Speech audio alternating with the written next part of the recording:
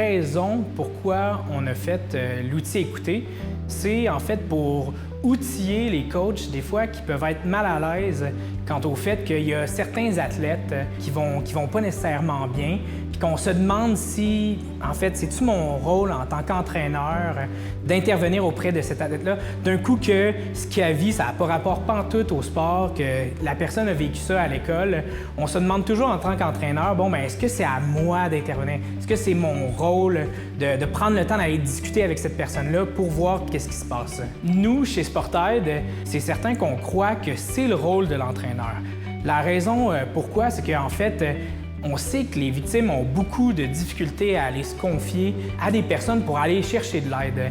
C'est important qu'il y ait du monde qui soit là pour aller les chercher parce que bien, si justement la personne a vécu de la violence sexuelle, physique, psychologique, de l'intimidation, bien, on veut qu'il y ait des adultes responsables dans son entourage qui soient capables d'aller la voir et d'intervenir auprès d'elle. On sait que le malaise, autant qu'il peut être, par exemple, du fait que je me demande si c'est mon rôle, bien des fois aussi, peut-être que le coach, il n'est pas nécessairement outillé pour pouvoir intervenir. Il a peut-être peur aussi que la personne se confie à lui, puis il dise, par exemple, j'ai des idées suicidaires, puis que lui, dans sa tête, il est peut-être pas, il se sent pas outillé pour répondre à cette question-là. L'outil Écouter, il est là pour ça. Il est là pour outiller le coach pour savoir comment je peux écouter mes athlètes, puis faire en sorte que je vais aller cerner leurs besoins puis pouvoir essayer de les aider. L'autre affaire aussi, c'est que non seulement au niveau de l'intervention qu'on pourrait qualifier de psychosociale par rapport à la violence ou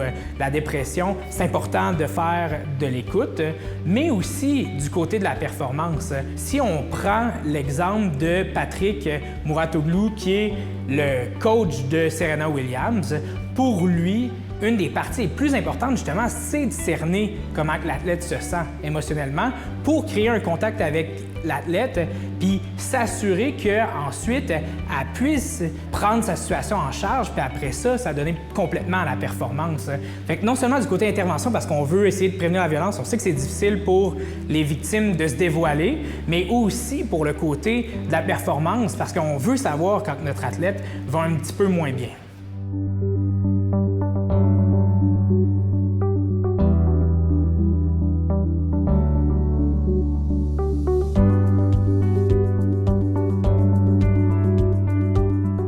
Ce qu'on retrouve dans l'outil Écouter, c'est des petits trucs pour donner aux coachs pour qu'ils soient en mesure de bien écouter leurs athlètes. Ça fait la différence entre le fait d'entendre puis d'écouter quelqu'un. La différence entre les deux qui passe dans le fond par la compréhension.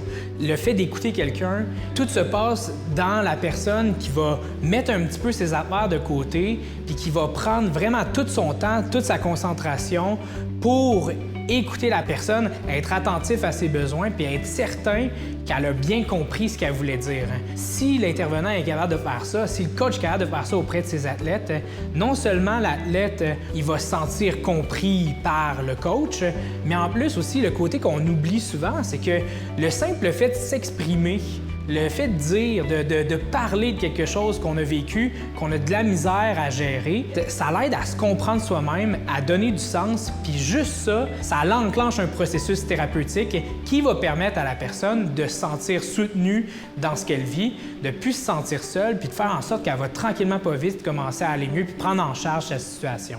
L'outil, en tant que tel, il va donner des trucs pour être certain que le coach soit capable de faire ça. Donc, comment je fais pour établir un climat qui va favoriser la discussion et l'écoute de l'athlète? Quel genre de phrases je peux utiliser pour, en fait, ouvrir la discussion avec mon athlète, faire en sorte qu'il commence à s'exprimer un petit peu plus puis que je puisse avoir une idée de ce qu'il vit? Quel genre de réflexion aussi que je peux avoir avant de commencer la discussion? Parce que avant de commencer, c'est important de savoir, bien, est-ce que je suis la bonne personne? Est-ce que j'ai un bon lien avec l'athlète? Est-ce que l'athlète me fait confiance?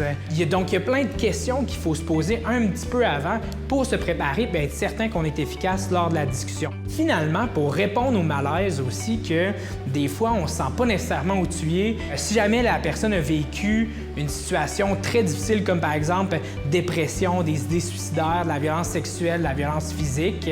C'est des situations que des fois, en tant que coach, on n'est peut-être pas à l'aise non plus parce qu'on ne se sent pas outillé pour intervenir sur ça, ce qui n'est pas faux, mais au moins l'outil, ce qu'il vous permet, c'est qu'il vous permet de savoir quoi dire dans cette situation-là, puis de référer à la bonne personne pour faire en sorte que votre athlète au moins puisse avoir de l'aide.